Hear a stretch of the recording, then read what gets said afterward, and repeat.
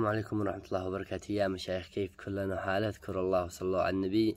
رسالنا لبعض المتابعين اللي بيعلقوا ورجع نقول ما في قلبنا على علي البخيتي. وبه ناس يقولوا أنت بتدور تشتهر من ظهر علي البخيتي، وبالناس يقولوا أنتوا بالذي بتشهروه ولا مالش قيمة. يا سيد الناس، الشهر هو مشهور في سناب، في تويتر، في فيسبوك، في كل شيء مشهور، أشهر مني ومنك. لهذا يعني كلمة نشر ماشي، احنا دفاعا على ديننا وغيرة على ديننا ورسولنا نقول هذا الكلام. اوكي. ثاني شيء، علي البخيتي حق الزلط مثل الرقاصة، من طبلها حز ضخيت للزلط اي قامعك. واقسم بالله لو واحد يضخ له انه لا يرجع مسلم ولا يلعن والد الملحدين.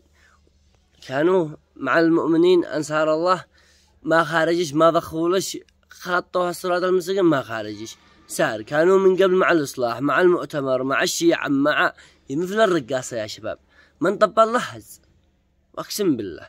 ثاني حاجة نقول له، سمعت له فيديو شيروا لي أصحابي قالوا شوف ما قال علي البخيتي، أدخل قال كلام القرآن كلام محمد، حتى ما فيش آثار البلاغة ولا أهم شيء من طنافيسه. قال إن نزار قباني والبردوني قصايده أقوى من القرآن فيها بلاغة. إنه قالتك الله يا علي البخيتي، القرآن يخرج الجن، شفاء، راحة للنفس، طمأنينة. إنه قالتك الله قربيت جني يخرج، إني خيرتك فاختاري ما بين الموت على سطري أو بين تفاتر أشعاري. نزار قباني، الكلام بالعقل.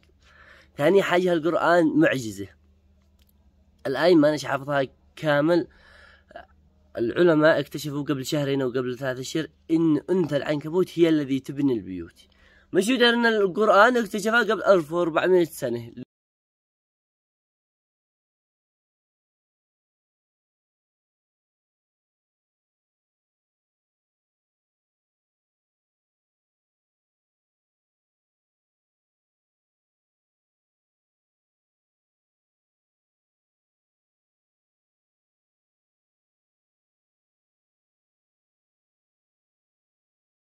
لو قلنا على ما بتقول ان محمد صلى الله عليه وسلم، اللهم صل وسلم عليه، هو الذي الف القران والف الدين، ايش دراه هذا انثى العنكبوت وهذا ذكر العنكبوت؟ وايش دراه من بيبني البيت سري راقب؟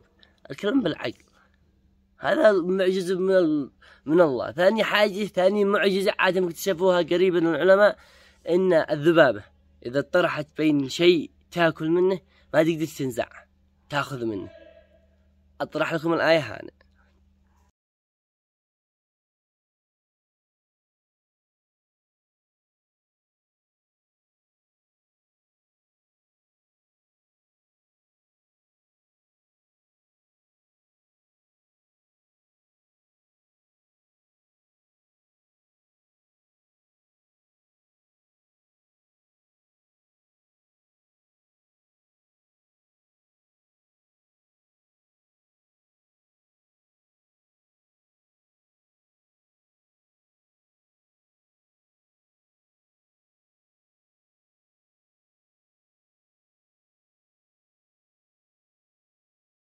شفتوا الآية معناها؟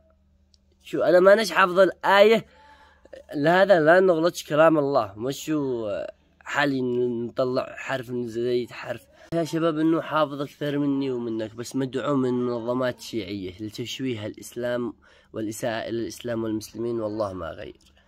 الإسلام بيحاربوا الإسلام كم نزلوا حتى مصاحف بعلم المثليين، الوان المثليين.